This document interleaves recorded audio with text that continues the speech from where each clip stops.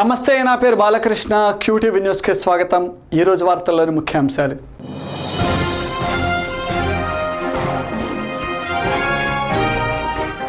Railway ఛార్జీల పెంపుపై సర్వత్రా నిరసనలు, సామాన్యుడిపై అదనపు భారమేనంటున్న విశ్లేషకులు.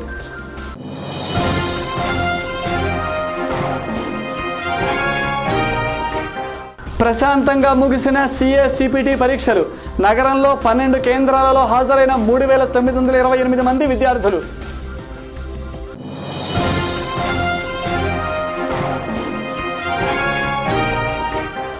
విభజన తర్వాత రాష్ట్ర పరిస్థితులపై సీమాంధ్ర కవి సమ్మేళనం. రాష్ట్రం నలుమూలల నుండి హాజరైన సాహితీ అభిమానులు. నూతన ప్రభుత్వం వస్తే తమ రాతలు మారుతాయని ఆశపడ్డాం, కానీ ఏ ప్రభుత్వం వచ్చినా సామాన్యుడికి ఒరిగేదేమీ లేదు.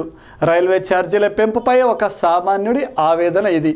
రైల్వే రవాణా ఛార్జీలు కూడా పెంచడంతో పారిశ్రామిక ఆధారిత వస్తువులు, తద్వారా నిత్యావసర వస్తువులు కూడా పెరుగుతాయని భావిస్తున్నారు. ఇది ఒక సామాన్యుడిపై పెను భారమేనని విశ్లేషకులు చెబుతున్నారు.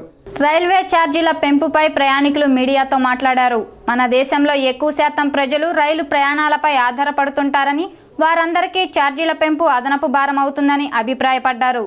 రైలులో కనీస వసతులు కూడా లేవని, బీజేపీ ప్రభుత్వం రైలు శాఖను ప్రక్షాళన చేయాల్సిన అవసరం ఉందని మరికొందరు అభిప్రాయపడ్డారు.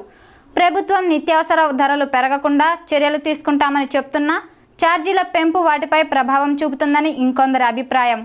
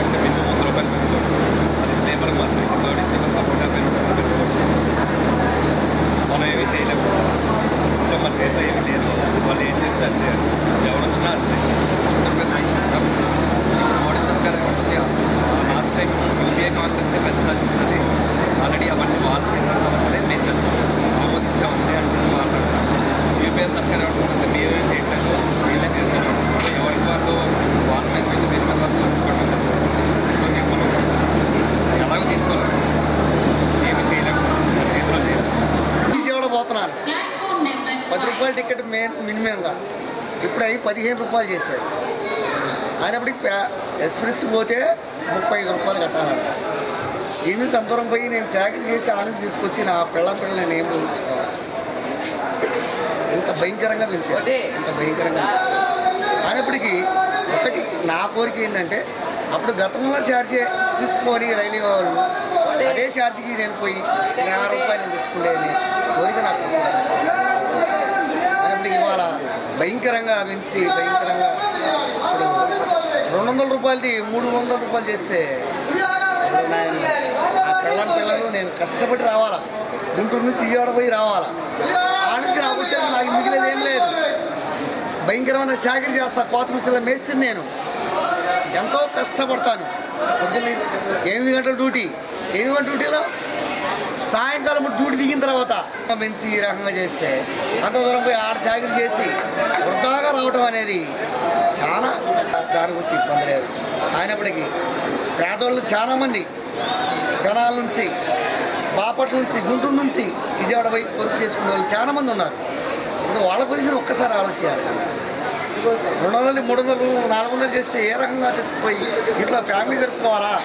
వద్ద కష్టపడింది మేము కష్టం చేసిన కారణంగా నేడు దేశవ్యాప్తంగా సిఏ సిపిటి పరీక్షలను ICAI ఆధ్వర్యంలో నిర్వహించారు. నగరంలో 12 కేంద్రాలలో 3928 మంది విద్యార్థులు ఈ పరీక్షలకు హాజరయ్యారు. ఉదయం 10 గంటల నుండి 12:30 వరకు, సాయంత్రం 2 గంటల నుండి 4 గంటల వరకు విద్యార్థులు ప్రశాంతంగా పరీక్షలు రాశారు. దీనిలో ఉత్తీర్ణత సాధించిన విద్యార్థులు IPCC కోర్సుకు అర్హత సాధిస్తారు.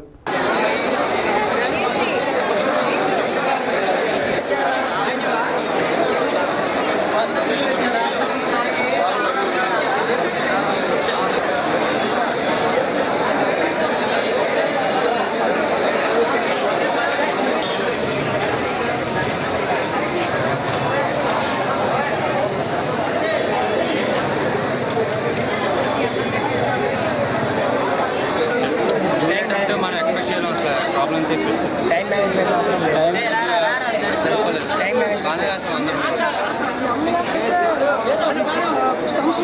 ఈజీగా ఇచ్చారు.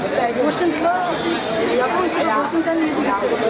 థియరీలో మాత్రం కాస్త డెప్త్ మిగిలిన ఈజీగా కొంచెం డెప్త్ బాగానే వచ్చింది. ఇంకా కూడా అకౌంట్స్లో కొంచెం థియరీ ఏమో డెప్త్ ఇచ్చాడు. థియరీతో పాటు బిట్స్ కూడా ఎక్కువగా ఇచ్చాడు. ఎప్పుడో ఆఫ్ ఆఫ్ కవర్ అయ్యేది, కానీ ఇప్పుడు 40 వరకు క్వశ్చన్స్ వచ్చాయి. తక్కువ థియరీ మాత్రం తక్కువ వచ్చింది. కానీ పర్లేదు, చేయగలుగుతాం. అంతా మొత్తం టోటల్ ఈజీగానే ఉంది. ఎవరైనా యావరేజ్గా 70 మార్క్స్ కానీ టైం మేనేజ్ చేసుకుంటే మొత్తం చదువుకొని క్లియర్గా రాయడానికి ఆన్సర్స్ కరెక్ట్గా ఉంటాయి. 10 మార్కుల దాకా రావచ్చు. Maybe 80%. Actually, the paper we had never expected that in this manner they will be giving the paper, and it was quite easy only. We had actually the students who are prepared well. It was easy for them, and who are not prepared because maximum theory was given. Students are a bit difficult in theory, so they have not attempted probably. I may think, but I have attempted the maximum number of questions. So I have How many words will get? more than 80. రావి రంగారావు సాహిత్య పీఠం గుంటూరు జిల్లా రచయితల సంఘం సంయుక్త ఆధ్వర్యంలో స్థానిక RVR కళాశాలలో సీమాంధ్ర కవి సమ్మేళనం జరిగింది. రాష్ట్ర విభజన నేపథ్యంలో సీమాంధ్రలోని రచయితలు సాహిత్య అభిమానులు చేపట్టవలసిన కార్యాచరణపై వీరందరూ చర్చించారు.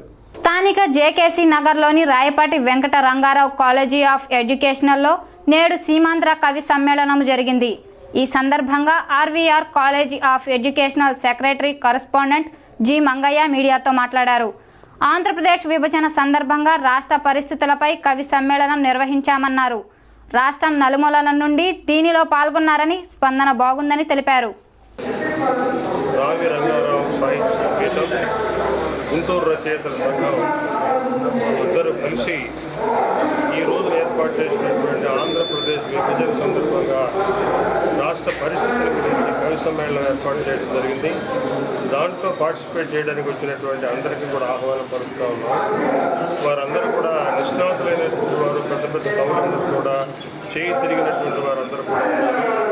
మరి వారందరూ కూడా వచ్చి ఇక్కడ వారి అభిప్రాయాలని, రాష్ట్రంలో జనము ఏ రీతిగా ప్రవర్తిస్తే బాగుంటుంది, ఏ దిశగా పయనిస్తే బాగుంటుంది, ఏ రకమైనటువంటి ఆలోచనలతో ఉంటే బాగుంటుంది అనేటువంటి వాటి మీద విశ్లేషణ చేసి మార్గదర్శకంగా వారు ప్రవర్తించినటువంటి విషయాలన్నింటినీ కూడా మరి విని అందరం కూడా ఆనందించవలసిన విషయం, ఆచరించవలసిన విషయంగా నేను భావిస్తూ ఉన్నాను. అదేవిధంగా మా రాయపాటి వెంకట రంగారావు విద్యా కళాశాలలో దీన్ని ఏర్పాటు చేసినందుకు వచ్చినటువంటి వారందరికీ కూడా ఆహ్వానం పలికాము. అదేవిధంగా ముందు కూడా ఏదైనా మంచి కార్యక్రమాలు జరిగేటువంటి పరిస్థితి ఉంటే మా కళాశాలలో వారికి చోటు కల్పించి మంచి కార్యక్రమాలు జరిగేదాన్ని దోహదం చేస్తామని చెప్పేసి ఆలోచిస్తాము. 2005లో అప్పటి యూపీఏ 1 ప్రభుత్వం నిరుపేదలకు పని కల్పించే కార్యక్రమంలో భాగంగా జాతీయ గ్రామీణ ఉపాధి హామీ పథకాన్ని ప్రవేశపెట్టింది. అయితే నూతనంగా ఏర్పడిన కేంద్ర రాష్ట్ర ప్రభుత్వాలు ఈ పథకంపై సమీక్ష జరిపి వ్యవసాయానికి అనుసంధానం చేస్తామనడంతో దీనిని నిర్వీర్యం చేయడానికి ప్రభుత్వం యోచిస్తున్నదనే విమర్శలు వినవస్తున్నాయి. జాతీయ గ్రామీణ ఉపాధి హామీ చట్టాన్ని నిర్వీర్యం చేయడానికే కేంద్ర రాష్ట్ర ప్రభుత్వాలు పథకం వేస్తున్నాయని పలు ప్రజా సంఘాల వారు ఆరోపిస్తున్నారు. స్థానిక బ్రాడీపేటలోని సిపిఎం పార్టీ కార్యాలయంలో దీనిపై కొన్ని ప్రజా సంఘాలు రౌండ్ టేబుల్ సమావేశం నిర్వహించాయి. ఈ సందర్భంగా వ్యవసాయ కార్మిక సంఘం జిల్లా కార్యదర్శి పాశం రామారావు మీడియాతో మాట్లాడారు. ఇందులో యూపీఏ 1 ప్రభుత్వం వామపక్షాల ఒత్తిడి, ఆంధ్రప్రదేశ్ వ్యవసాయ కార్మిక సంఘం దేశవ్యాప్తంగా చేసినటువంటి ఆందోళన ఫలితంగా జాతీయ గ్రామీణ ఉపాధి హామీ చట్టాన్ని తీసుకురావడం జరిగింది. ఈ చట్టం ప్రధానమైనటువంటి ఉద్దేశం ఏంటంటే ఎండాకాలంలో పన్నులు లేని రోజుల్లో కూలీలు వలసలు వెళ్లకుండా ఉండ గ్రామంలోనే ప్రభుత్వం పన్నులు కల్పించి వాళ్ళకి వేతనం ఇవ్వాలని చెప్పేసి నిర్ణయించింది. ఈ చట్టం ప్రకారం ప్రతి సంవత్సరం ప్రతి కుటుంబానికి 100 పని దినాలు కల్పించాలి. అదేవిధంగా 100 రూపాయలు కూలీ ఇవ్వాలని చెప్పేసి 2005లో నిర్ణయించింది. ఇది ఈరోజు 2014 నాటికి పెరిగిన ధరలకు అనుగుణంగా 100 రూపాయలు కాకుండా 169 రూపాయల కనీస వేతనం ఇవ్వాలని చెప్పేసి ఎన్నికలకు ముందు జీవో జారీ చేయడం కూడా జరిగింది. దీనివల్ల ప్రతి వ్యవసాయ కార్మికుడికి 10,000 నుంచి 15,000 రూపాయల దాకా ఉపాధి హామీ ఆదాయం అనేటువంటిది వస్తూ ఉంది. ఆ కుటుంబాలు వెసులుబాటు కావడానికి అవకాశం ఉంది. ఇలాంటి జాతీయ గ్రామీణ ఉపాధి హామీ చట్టాన్ని వచ్చిన తర్వాత అనేక జిల్లాల్లో కూలీల యొక్క పరిస్థితి బాగా ఉంది, మెరుగ్గా ఉంది. ఈ చట్టం వచ్చిన తర్వాత కూలీలు ఆ రకమైన వెసులుబాటు ఉంటే ఇటీవల కేంద్రంలో అధికారంలోకి వచ్చినటువంటి బీజేపీ, రాష్ట్రంలో అధికారంలోకి వచ్చిన తెలుగుదేశం. QTV న్యూస్లో ఇప్పుడొక విరామం.